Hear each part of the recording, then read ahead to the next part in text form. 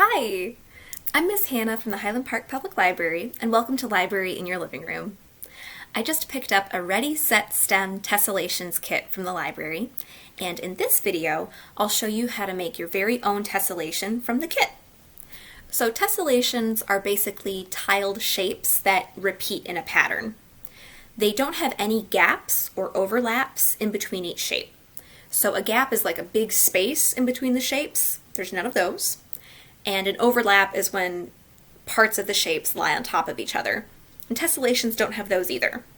They all fit together as if they were a giant puzzle, if each of the puzzle pieces were all the exact same size and shape.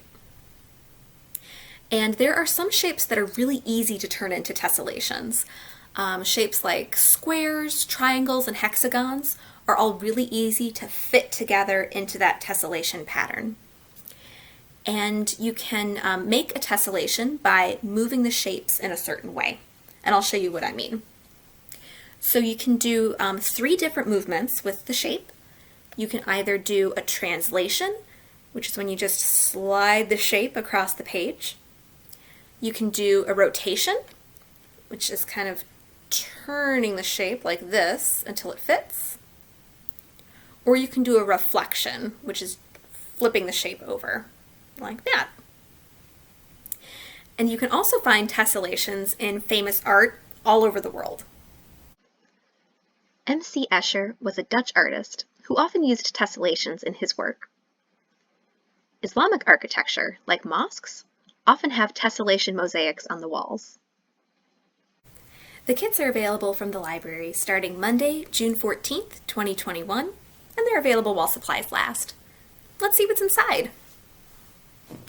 So I've got a little square of cardstock. Squares are excellent tessellation shapes. And then I also have a regular piece of white copy paper. And you'll need some supplies from home too before you start your tessellation. You'll need a pencil, a pair of scissors, some tape, probably Scotch tape is the best, and then something to color with.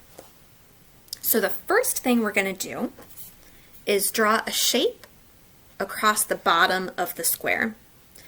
And a simple shape is probably the best because you're going to cut it out later.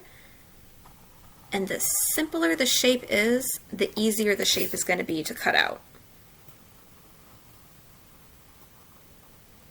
Go. So there's my shape at the bottom of the paper.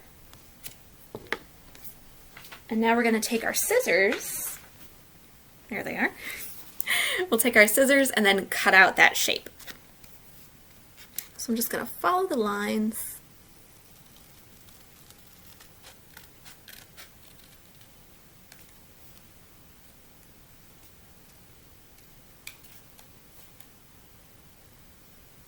And it's important to get this in one piece if you can, because we're actually going to use this piece later. So if you can get it all in one like this, that is perfect. Right, now it's time to use our tape. So this piece that was at the bottom of the square, we're going to tape to the top of the square up here. So here's my tape. And you'll line up the shape across the top as best as you can. You want to get it as even as possible. So you'll want the edges to line up. And you'll want the bottom of this shape to line up with the top of this shape with no gaps or overlaps.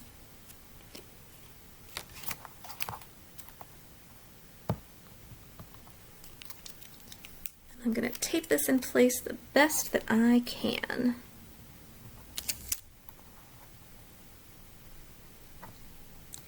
So one tip is to hold down the paper with one hand while you tape with the other hand.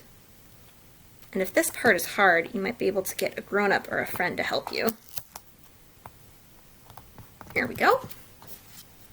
Okay, so that's what it looks like when it is all taped up. The next thing we're going to do is we're going to cut a shape from the left side of the square and then tape it to the right side. So we'll do the same thing we did before. I'm going to draw a shape that goes all the way across the left side. And simple is better for this.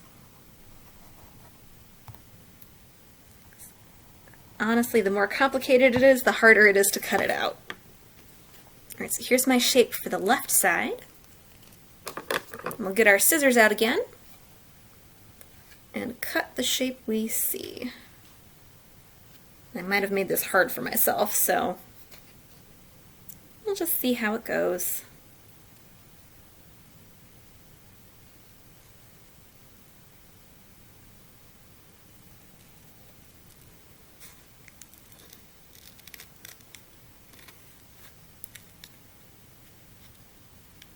And I would recommend using small scissors for this because the small scissors are better at cutting out those really fancy, intricate shapes. I tried doing this project with a big pair of kitchen scissors, and it didn't really work that well because the kitchen scissors really couldn't get me the detail that I wanted, and I ended up cutting a lot of the picture that I had drawn. So small is better.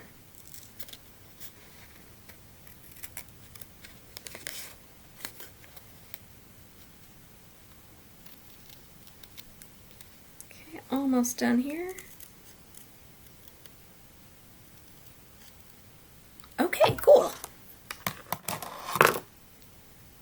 So there is the shape that I cut out. And we're going to do exactly what we did with this shape. So it was over here, and we're gonna translate it or slide it from the left side to the right side. So it'll look like that when it's all taped up. So once again, line up that shape as best as you can, without any gaps or overlaps. And hold down that shape with one hand while you tape with the other hand. Here we go. And you'll notice there's like a small gap where the shape kind of moved a little bit. And I have some tape hanging off the side too. So what I'm going to do is use my scissors to cut that extra bit of tape off so it doesn't spoil my tessellation.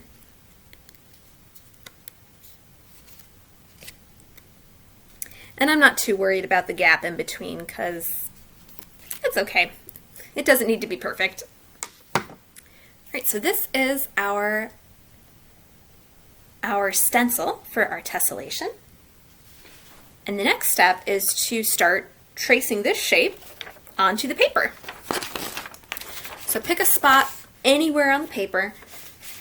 I'm probably going to go with this top corner here, but it can be anywhere. And once you have your spot picked, use the pencil to trace the shape onto the paper. I traced my first shape. So here's what it looks like all traced. And the next step is to just keep on tracing. So take your stencil and line it up with the shape that you just drew so that all the edges are touching each other nicely. Just like that. And just keep on tracing the shape with your pencil. And it's totally okay if the shapes don't perfectly fit. If we were making tessellations on a computer, it would be a lot easier to make everything precise. But since we're using just pencil and paper, it's totally fine if things don't perfectly fit. So I'm going to keep tracing and show you what it looks like when the paper is all filled up. I have finished tracing my tessellation stencil, and here's what my paper looks like when it's all filled up. The very last step is to color your tessellation. You can use crayons, colored pencils, markers, anything you want. I'm going to use crayons today, and I'll show you what my tessellation looks like when it's all colored. My coloring is all done. here is my beautiful tessellation. I made it look like a bunch of cats. And I made some patterns too with my coloring. You'll see the cat's eyes are in a pattern. It goes blue eyes, green eyes, blue eyes, green eyes, all the way through the page. And then the fur is in a pattern too. It's got gray fur, brown fur, orange fur. Gray fur, brown fur, orange fur. And you can color your tessellation in a pattern too, if you want. So there you go. Now you know how to make your very own tessellation picture. If you'd like to pick up a kit from the library, they'll be available starting Monday, June 14th, 2021, and they're available while supplies last. Thank you so much for watching this video. Be sure to check out our website, hplibrary.org, for more library in your living room programs. And if you like what you see here, subscribe to our YouTube channel. Until next time, stay safe and wash your hands.